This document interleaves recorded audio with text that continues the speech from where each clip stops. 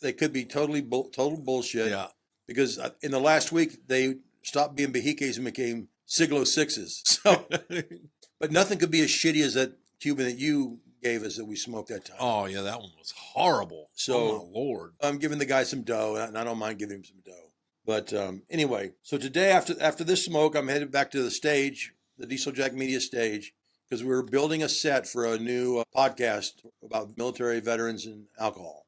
It's called Check Your Six Pack. That's the name of the podcast. I hope you can remember it. So this kid, he's a senior at, there's a college in Greensboro or something, some university, some UNCG? I believe so. And he's graduating with a degree in set design and set building. So he and his buddy are going to come over and they're going to build the set for this. So we're going to go to Lowe's this morning and get a bunch of wood, and they're going to start building the set. And so it'll be interesting. Well, with any luck, it should come out as nice as this one. My 99-cent flooring from Home Depot. Oh, this is flooring.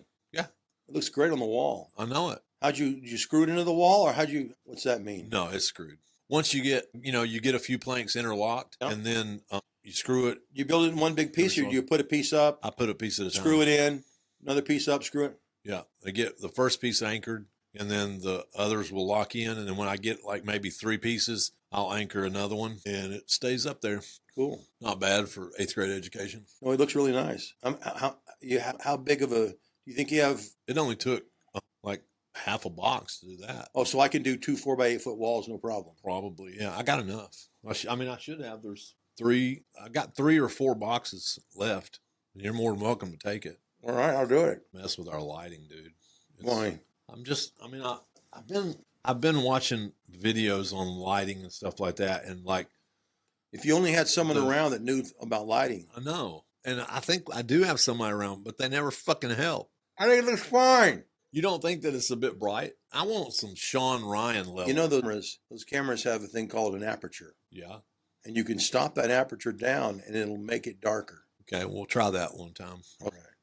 See, I don't know anything about that shit. I just buy the stuff, hook it up, and it should work right out of the box. You're like Tom Cruise in Days of Thunder. The last time I talked to I don't know what that means. I just drive the car. I tried, my last suggestion was to get a 12 millimeter lens for the Humvee. Well, no, I told you needed a 12 millimeter lens. I know. I got one. The shit don't work. It doesn't pull back enough. Well, where are you trying to mount it? Inside the... Yeah. Oh, well, I understand that. So I understand that now. You put it out on the hood. Now. You put a polarizer on it so you can dial out the... Okay, what's a polarizer? Another lens? It's like a filter? It's a filter. Okay. Because you've got to kill the reflection in the window. When we do driving shots in cars, we put it on a trailer, and we put a 12 by 12 solid over the windshield. Yeah. To keep the sun off of it. And that way you can shoot right into the cab. Well, you know what we do? We just keep the sun at our back, and then we ain't got to worry about it. Mostly. Ain't nothing to it but to do it, bro. We're going to True. find out. That's what I told those when I spoke to that young entrepreneur class. Yeah, tell me about that. How'd that go? It was kind of cool. So, they're really young kids. Tell the story. Tell. Well, I was just Where was it? The teacher of the class comes to the coffee shop, and they left a Post-it note for me and said, "We would like you to come and speak to our young entrepreneur class." Not knowing how offensive you are. Yeah, at Alamance Community College. So I went, and how'd you dress? It was really cool. I had a dress shirt on, but I still had shorts on. Why would I change the way I'm just asking. I'm not going to a funeral. Just asking. And I got there, and they gave me a tour of their maker lab, their maker space and everything. And it's so cool. They've got a print farm where they've got rows of 3D printers just spitting stuff out. They've got scanners and laser cutters, all kinds of stuff. It's just so cool to see the projects that these kids are working on. These are like 16, 17-year-old kids. And you hear the bird? Yes. It's back in we have a bird in the studio, and I don't want to hurt it, so I'm trying to get it out, but it's not working. But anyway, went to that entrepreneur class, and I just told him, at first I said I would really rather answer questions. So if you have questions about starting a business or something like that, fire away. And there was nothing. I mean, just dead silence. So the professor was like, "Jim, will you tell us about, your company and all this?" And so I told him, about starting Salvation. And then the kids kind of loosened up a little bit, and they were asking. I said, "Is there any of you that have an idea that you want to start That I could steal from you? Try to do a business?" I wouldn't do that. You wouldn't? No, that's just not. I might help them, but I wouldn't. You really are a good guy. You know that? I try. A lot of people think it's a facade. They say, you know, that Jim Young guy. When it comes to business, You know. I will be cutthroat, but not young kids in a little class. No, but this kid, he had an idea about a fulfillment spot for like IKEA furniture. Like you order the IKEA furniture and then they put it together and they have like a Hell yes gallery or something like that. Hell yes. And I told him, I said, that's a good idea. I said, there's absolutely nothing wrong with attempting that, especially as young as you are. And I said, one thing you have to realize is you can have a lot of ideas. And when you do it and you act on that idea and you plan it, just bear in mind that it may not work. It may not work, but at least you tried and failed. And that's way better than not doing it at all. And when you're planning something, don't plan a lot. You plan and you set goals, but when you get to you set a time for yourself where I'm going to be planning up to this point. And then whether you're ready or not, you pull that trigger, because if you spend any more time planning, some other joker is going to be doing what you're still planning. So you got to jump on it. You can plan too much, and there is no such thing as a perfect plan, because things will always change. But you can have an idea and you write that down. You have goals. You write down daily, weekly, monthly, yearly goals, 5-year goals, 10-year goals, and you check it, and you keep that in a book, in a little journal, and you keep checking them. And because they're going to change, and there's nothing wrong with that. But you achieve one goal, you get that, and then you just keep on. And I said, you can manifest success with your mind. You just got to think about it. But that doesn't mean that it's going to be a successful business. You might fail, but you did it. You did it, and you're ready to move on. You know how to do something, and you keep going. And it's just, and I told them, if you have an idea, like a phrase or something, trademark it, because you never know.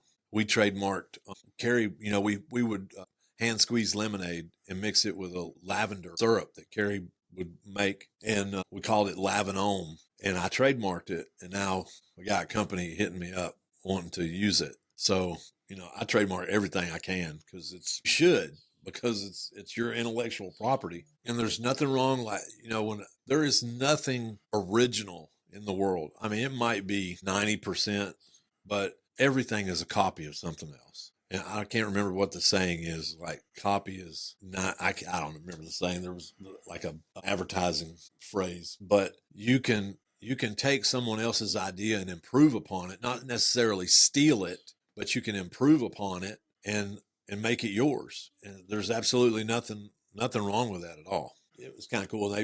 Then like the only other question I got was how I drink my coffee. What do you mean? And that was it. Little girl, she said, how do you drink your coffee? And I said, I have 6 shots with like half a pump of caramel in the morning with steamed milk. And I said, that sets me the rest of the day. And that was it. But it was pretty cool, because like in 1983, I was in that same room learning computer programming on an Apple IIe. And fast forward to when I was speaking to that class, they all have these big Macs set up now. And it was just really cool. That campus has grown so much. They've got like automotive trade, air conditioning, heating and air, climate controlled trade classes and stuff. That's learning a trade is awesome, because you can always fall back on that. What is something you tried in the coffee world that didn't work? In the coffee world? Yeah. Is there anything you guys tried and you're like, CBD?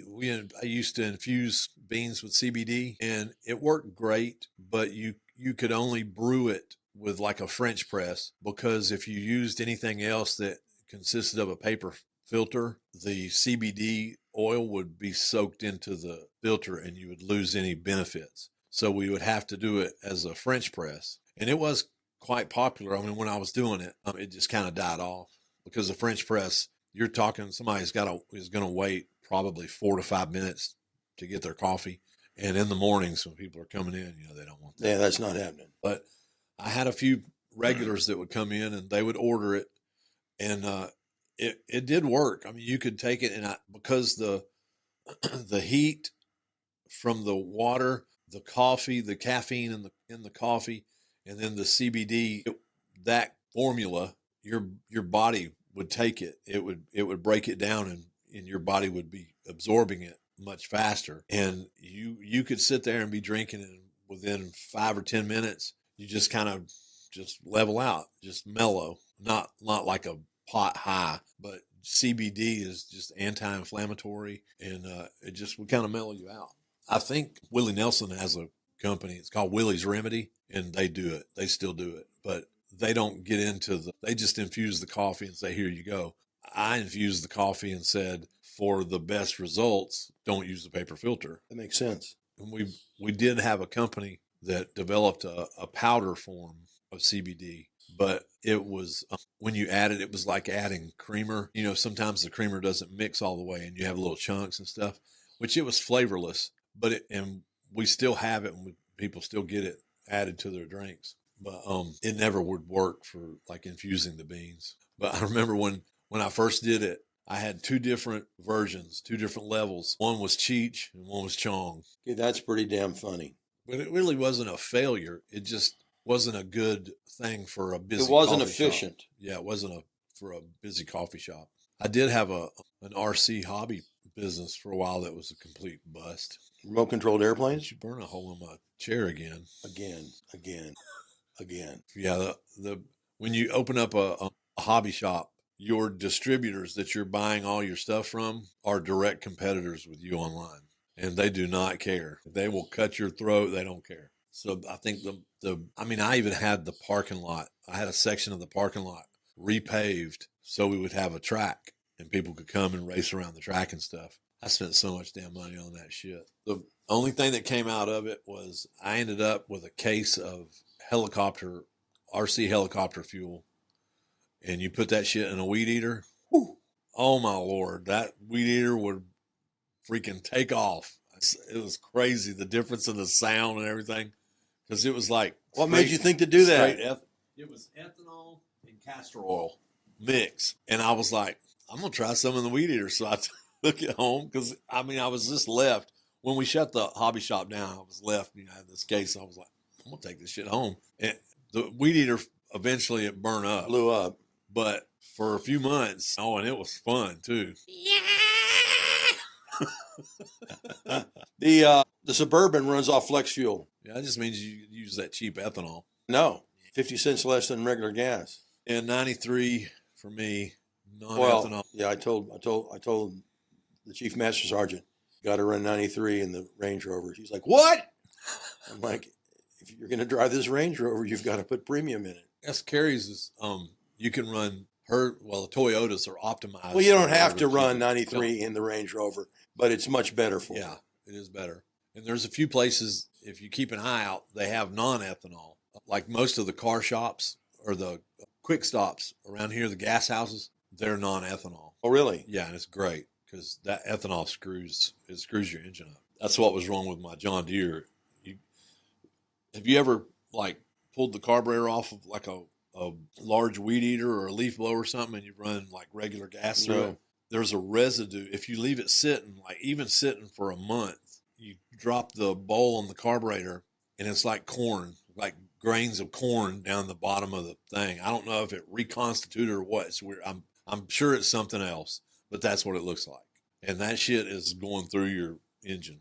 Really? And most little small engine repair places will tell you it's shit gas. My buddy Tim that has the salvage place, you can go over there and there must be 100 lawnmowers out there. John Deere's, Craftsman, Toros, Simplicities, all of them. And it's because they quit running and the people just brought them to the place and scrapped them. And Tim's got some mechanics over there, and that's all they do is go over there and get the lawnmowers running. And then he sells them on eBay. Genius. So there's some lady came in there. She had just been divorced, and she brought all of her husband's old power tools, lawnmower and everything. And Tim, I think he probably gave her like $600.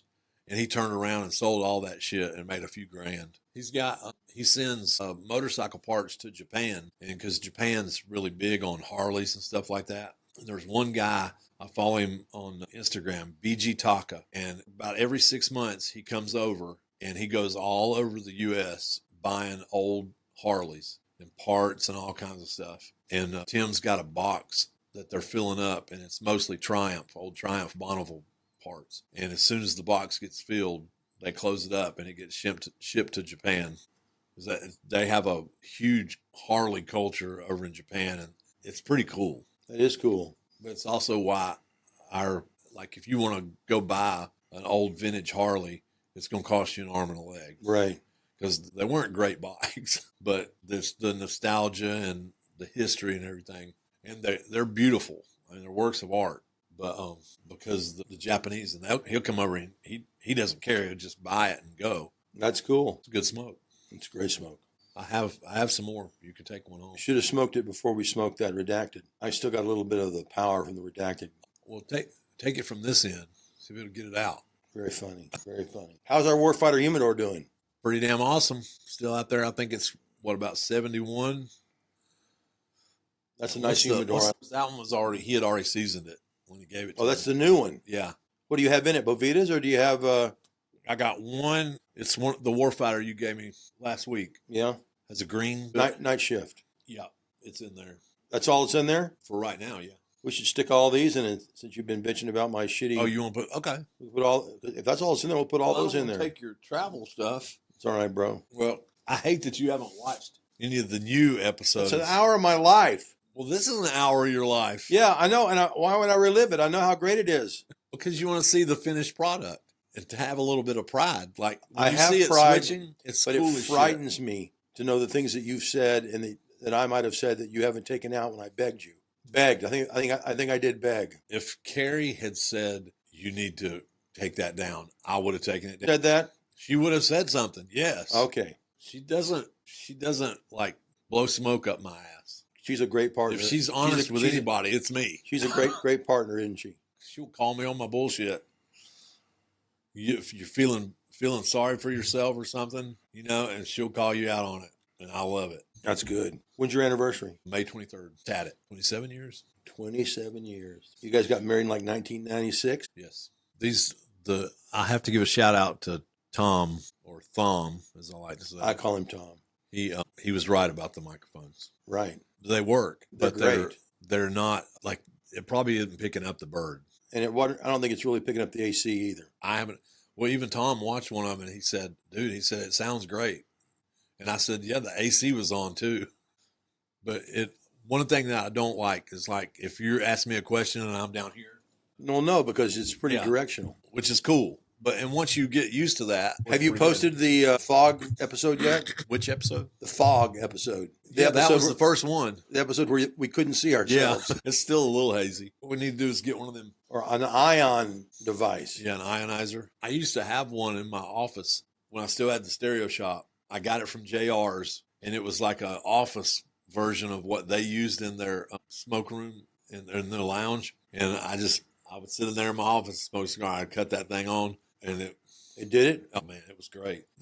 JR's they sold them too, but they had these floor units that were about this high, maybe 18 inches by 18 inches square, and it was an ionizer and a filter. So you had a charcoal filter, and then it zapped the dust particles and stuff too. And I bought one of those, and we put it at the house. Oh man, it was so nice because you cut that thing on, and you come back later on, and the house just smells so good. And something happened to, I think, the motor the fan motor went out in that company. Were you running the rocket fuel in it? No, it was electric. It ran constantly. No, I knew you probably put a small tank on the side and fed that helicopter fuel into it. Well, we did. We had that, and that was a company. They were from North Carolina. I think they were called Triton, but I don't think they're in business anymore. Had another one that one of my old clients. Every time I'd go to their house, they had a maid that was always there cleaning up and stuff. But the house had this fresh air smell. Yeah. And I was like, and I just asked him, what are you doing? What kind of air conditioning you have? And he said, oh, it's this, he said it was a multi-level marketing company, had these air cleaners that had ozone generators on them and stuff too. And it was like a $1,200 unit. He showed it to me, and I was like, damn, that's pretty cool. So I ended up buying one, and we had it at the house, and it worked great until the ozone generator quit on it and finding parts. Oh, really? Yeah, because that company's not around anymore. But it started as like an Amway or something, and that's all they did was those air fresheners. But it was a nice unit. It had all kinds of nice stuff as far as air filtration. It was charcoal, and then it had another media for filtration, and then it had an ionizer, and then the ozone generator. And ozone works great, but you don't want to keep it on constantly, because if you have any rubber stuff in your house, Oh, really? if you have stereo equipment like cassette decks or something like that, it will dry rot the rubber and cause it to age. No kidding. It's crazy. Didn't realize that, but then figured out. Okay. Wow. We have an ozone 3 generator at the shop when the shutdown happened, and I was looking at all kinds of ways, to make sure everything's clean, because everybody's freaking out. We need hand sanitizer, all this shit. And, now we know it was all bullshit, but I got that. Think about how much time, money, and energy was expended for. We had a guy that came to the shop. He said, can I sell hand sanitizer outside your shop? I said, yeah, come on. He was selling 5-gallon buckets. It was, there's a distillery in Durham. I think it's called Mystic. And they switched over to making hand sanitizer during the pandemic. And he was buying it from them wholesale, and he would come down and he had it little spray bottles, and then he had 5-gallon buckets where it was a squirter and you could refill the spray bottles. It was straight up gin. That's what it was. And I got a bucket of it back here in the back. You can take a whiff. It's fucking gin. But he would show up in the morning, and we would post it on Instagram. Hey, we've got hand sanitizers, guy here selling hand sanitizer. It works great. It's all natural. Come on. And, if you need some, get it. The fire station came down every time he was there, and they would get 2 or 3 5-gallon buckets from him. And people would come in just to get hand sanitizer. And it's just crazy. So he made some dough. Yeah. Yeah. Because that's the guy that he owns Anchor Graphics. Right. Did our embroider on our hats and stuff like that. And he his business had dropped a little bit, so he was just looking, making a little bit of dough, keep the bills paid. That's cool. This Edition Limitada is a great smoke. The Romeo Julieta. Great medium smoke. You think it's a medium? You think it's less? No, I would say it's a little more on a stronger than a medium. It's a little stronger than I think you're still suffering residual redacted energy in there. We still don't know if that episode's going to work. I'm telling you, man, Warfighter's got some spies. They're probably looking at us right now on satellite. Probably. They've got the laser. They've already painted the switcher over there. Are the boys at Weapons Work still in business? Yes. He's killing it, man. Is he? He's doing. Now, how did they get started? I think he started out of his house, just Cerakoting guns and stuff. And that's where I found him on Instagram. And they lived in Mebane, and I think he was doing it. He had a little shop at his house or something. He was doing it. Then he decided to open a shop here in Burlington, and because he had to have a huge oven and stuff, because he just kept doing so much, and he was getting contracts from gun manufacturers to do their stuff. No kidding. So he still does that. And he's got a whole team now. It's nuts, because it used to be him and his wife and his son, and I think his daughters were helping too, and just hustling. I mean, and he started getting, he would do missile parts. General Dynamics and these other missile manufacturers would send him pieces that they needed Cerakoted, and it had to be a certain thickness, and I mean, he's just rolling in it. And now he's got a warehouse, probably 50,000 square foot. And he now has, I think, about 6 spray booths, the ovens. He's got a row of laser engravers where he can engrave all the stuff, because you can take a fiber laser and change the frequency of it, and it will make the color different when it's doing the engraving. Plus they can Cerakote and then it engraves in the Cerakote, and he can do layers of Cerakote and then engrave, and it'll only go down to whatever color he wants on the Cerakote and show up and stuff. And he's doing, he's branching off from weapons, and like he's doing Gators, the eyeglass people, their frames and stuff. He's Cerakoting their frames and doing the laser engraving and things like that. Light manufacturers, instead of having like white and black, they can color match, for homes and stuff. That's pretty cool. That's cool. He's doing well. Yeah, I saw him yesterday. He's on the board of the gun club, and yeah, he's doing well. He's a super nice guy too. Zach's a real good guy. Gun club's doing well. Gun club in the range doing well. Yeah, we got putting in a new building. It's going to be 50 by 100, and we're going to put some classrooms in it. Well, that's cool. Yeah, the building materials are we don't have a contractor. We don't have the land ready yet. But so we ordered the building kind of prematurely, but it was cheaper than if we had waited. And the building's coming.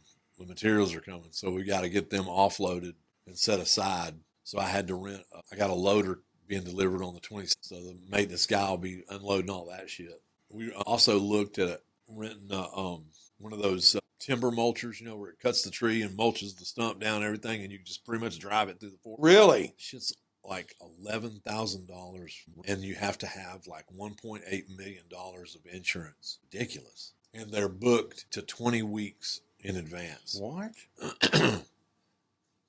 It's crazy. That is crazy, man. Must be a huge demand for that shit. One day I have to take you in the Humvee, and we'll go around the range back out in the That'd be sticks. Cool. It's fun. What day is good for us to go to the Jeep place this week? Pretty much any day if you want to do it in the morning. 27th, I'm going to watch F1. You want to go? I'll get a ticket. Tickets are only like $10. Really? Yeah. Let me check my schedule. We'll have your girl call my girl. I'll have my girl call your girl. Traffic's not bad coming out in the morning, right? Or is it? Coming into Burlington? From Durham. Should be fine. Coming from Durham, right. Should be fine. Going to Durham? No. Hell no. I'm making my nephew drive because I ain't driving to fucking Raleigh. Screw Raleigh. But I'll be a passenger. So, yeah, we can come and get you. I'll be like, he went and my nephew got a test drove a Model Y Tesla yesterday. He said it was pretty damn cool. He said auto drive almost killed him, but it was pretty cool. Well, I don't even know why you need auto drive now with all the shit that's going on. I mean, all the cars now have crash avoidance, lane management. That's the first shit that gets cut off when I get in the damn car. That van we've got, if you get too close to the car and it slams the brakes on. Oh, it'll brake for you. I'm like, oh, hell no. Let me scroll through that, cut that shit off. I think Carrie, well, maybe the kids. The kids probably aren't scared when I drive. I scare everybody when I drive. Because like when I went and got those speakers I got off of Facebook, we had to go to just past Carrie, right? No, past Thomasville, going towards Charlotte. And it was an hour away. And we're in the van, and I'm just flooring it, about 90, going down the interstate and stuff, weaving in and out of traffic. And I'm like, I'm sorry if I'm scaring you, baby. I said, but, I want to get there and be done and get back. And she's like, you're not scaring me. I am a safe driver, but I take risks. What's interesting is driving the Aston around, and then I get in the Hummer, expecting the Hummer to do the same shit. And it's like, oh, nope, it won't do it. Not that fast. Still happy with the Aston? And that clock is wrong. I know it. I thought it's 10 o'clock. Last week when we did it, I was looking at the clock, and I thought, oh, we got plenty of time. And then when we start out, I'm like, my God, that clock was wrong. It was an hour behind. Yeah. So I get home, and I'm like, baby, I'm so sorry. I didn't mean to be so late. And my puppy is the ugliest dog I've ever seen. That's the cutest seen. dog. Boxers are so cute. So cool. She got hold of one of their toys, and it was like yarn. And I guess she swallowed a bunch of it. So the past 2 times she's pooped, it's like sausage. Poor thing. She's only like 12 weeks old. Poor thing don't understand, So I'm like, hold on. Baby wipes. And I got to grab the string coming out of her butt and just pop it out. That's just wrong in so many ways. I'm telling you what, though, man. After you've done it, she turns around and just looks at you with like the most loving eyes. Thank you so much for pulling that out of my ass. Last night, I don't know if I can take another story, Jim. well, you're going to have to. Last night, I'm just laying in the back watching TV. Carrie took the dogs out, and I get a text. She texts me, please come out here with some baby wipes. I was like, I go out the front door. I'm like, well, we got sausage links? She said, yes. And Carrie's like, oh my God, oh, that's so gross. Right. It's really not. I mean, no different than changing a baby's diaper. You just got to learn to breathe through your mouth, because if you smell that shit, I'll be yakking. Ridiculousness. She'll be a good dog. She just have to, still got some training to do, but she'll be a good dog. Because boxers, the one bad thing about boxers, and I learned this with my other boxer, Karma. When she was a puppy, she would like turn around and look at you, and you knew exactly what she was going to do. They take off, just start running down the street, all in everybody else's yard and shit. And she would get that look. We'd be outside playing, and she'd turn around and look at me, and I'm like, don't you do it. Do not. And she's just like, she'll stomp and do a spin and then take off. So we finally got her where she quit doing that. But that's boxers will do that, and they all do it pretty much the same way. They'll look at you like, I'm taking off, and there ain't a damn thing you can do about it, and they go. But they're so cool. That's awesome, buddy. And they stomp. You know what boxers were bred for? No. They hunted buffalo. What? Yes, they were used to hunt buffalo. I think you're crazy. Look it up. Hey, Siri, what were boxers bred for? Here's an answer from Dogster. Were originally bred for hunting large prey. It's what's crazy is Bison's pretty large. Well, they come out. The thing I read when I first got Karma, I studied up on boxers, and that's what it said, buffalo. But they come over, they'll run and they'll like smack you with their paws, their front paws. They come over, and or they'll just come over and just run right into you, just barrel to make you fall over. They're not great dogs for like old people, but it's so damn funny. Karma, she would come out. We'd go outside, and she would take off and go around in the backyard, and it would be night.